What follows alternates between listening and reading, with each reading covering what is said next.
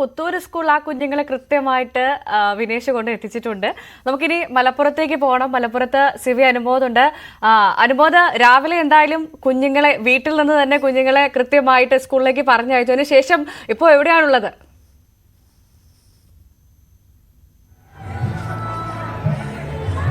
ഞാൻ നിൽക്കുന്നത് Malappuram government girls higher secondary സ്കൂളിലാണ്. ഇവിടെ പ്രവേശനോത്സവത്തിന്റെ ജില്ലാതല ഉദ്ഘാടനം ഇവിടെയാണ് നടക്കുന്നത്. നമുക്കിപ്പോൾ അതിന്റെ ഒരുക്കങ്ങളൊക്കെ ഇവിടെ കാണാൻ പറ്റുന്നുണ്ട്.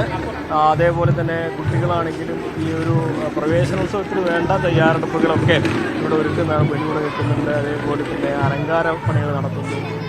വലിയ ആവേശത്തിലാണ്. ഇവിടെ ഒരു പ്രധാനപ്പെട്ട ഒരു കാര്യം എന്ന് വെച്ചാൽ LP കുട്ടികൾ ഇവിടെ കുറച്ച് കഴിയുമ്പോഴേക്കേ എത്തുള്ളൂ. കാരണം LP സ്കൂൾ ഇവിടെ അടുത്ത് ഉള്ളൊരു സ്കൂളാണുള്ളത്. അപ്പോൾ ആ സ്കൂളിലെ പ്രവേശനോത്സവത്തിന്റെ നടപടികൾ കഴിഞ്ഞിട്ട് LP സ്കൂളിലെ കുട്ടികളെ ഇവിടേക്ക് എത്തുള്ളൂ. അതിനുശേഷം 10 മണിയോടെയാണ് ഇവിടെ ആരംഭിക്കുക. ഇവിടെ കൗതുകമുള്ള കുറച്ച് കാര്യങ്ങൾ നമുക്ക് കാണാൻ പറ്റും. ഇവിടെ ഒരു ചിത്രം വരച്ചതിന്റെ ഒരു വലിയ പ്രദർശനം കുട്ടികളുടെ ഇവിടെ ഒരുക്കിയിട്ടുണ്ട്. കുട്ടികളുടെ വരച്ച ചിത്രങ്ങളാണ്. ഈ ചിത്രത്തിൽ എന്തൊക്കെയാ? എന്തിന്റെ ചിത്രമൊക്കെ കുട്ടികൾ വരച്ചാണോ അതൊക്കെ?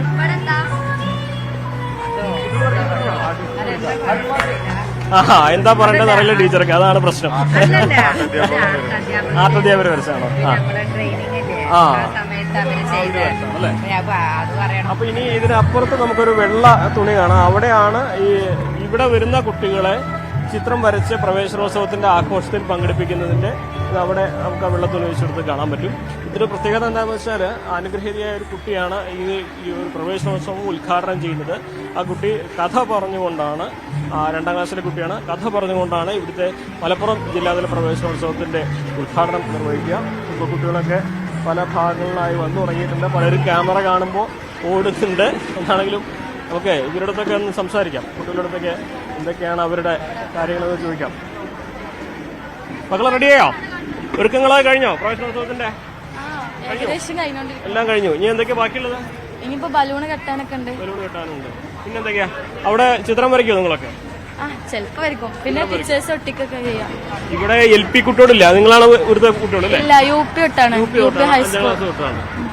അപ്പൊ നിങ്ങളൊക്കെ ഈ അടുത്ത ഇവിടെ തന്നെയാണ് വരുന്നത്? 1ാം ക്ലാസ് ഒക്കെ നിങ്ങൾ എവിടെയായിരുന്നു? ഇല്ല, ഞങ്ങള് വലിയങ്ങാടി അവിടുന്ന് കുറെ ദൂരത്തുനിന്നുള്ളവരൊക്കെ. 1ാം ക്ലാസ് പോകുമ്പോൾ ഒരു ആഘോഷം ആംബിയൻസ് ആണ് ഇപ്പോൾ ഉള്ളത്.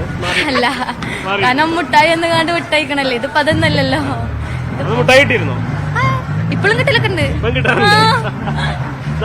പറയുന്ന ആൾക്കാരെ വേക്കുന്ന ആരൊക്കെയോ വലിക്കുന്നുണ്ട്. നിങ്ങള് എന്തിന്റെ അത്? JRC.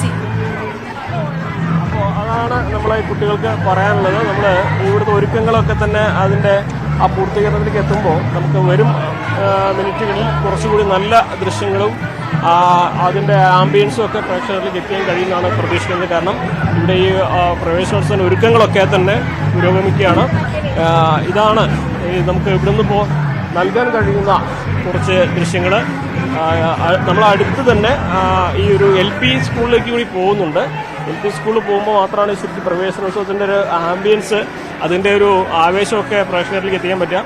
എന്നാണെങ്കിൽ നമുക്ക് വരും നിമിഷങ്ങളിൽ, അധികം സമയമൊന്നും വേണ്ട, അല്പസമയത്തിനുള്ളിൽ തന്നെ നമുക്ക് LP സ്കൂൾ കുട്ടികളുടെ വിശേഷങ്ങളുമായിട്ട് വീണ്ടും വരാം. ഭവ്യ, തീർച്ചയായും അനുമോദിലേക്ക് ഞാൻ എത്താം. അവിടുത്തെ വിശേഷങ്ങൾ, കുഞ്ഞുങ്ങളുടെ വിശേഷങ്ങളൊക്കെ നമുക്ക് അറിയണം. ഇപ്പോൾ നമുക്ക് ദൃശ്യങ്ങളിൽ കാണാൻ സാധിക്കും, എറണാകുളം എളമക്കരയിൽ പ്രവേശനോത്സവ ഉദ്ഘാടനത്തിനായി മുഖ്യമന്ത്രി പിണറായി വിജയൻ എത്തിയിട്ടുണ്ട്. ഇപ്പോൾ സമയം 9:17 ആയിട്ടുണ്ട്. 9:30 ഉദ്ഘാടനം, പ്രവേശനോത്സവ ഉദ്ഘാടനം പറഞ്ഞിരിക്കുന്നത്.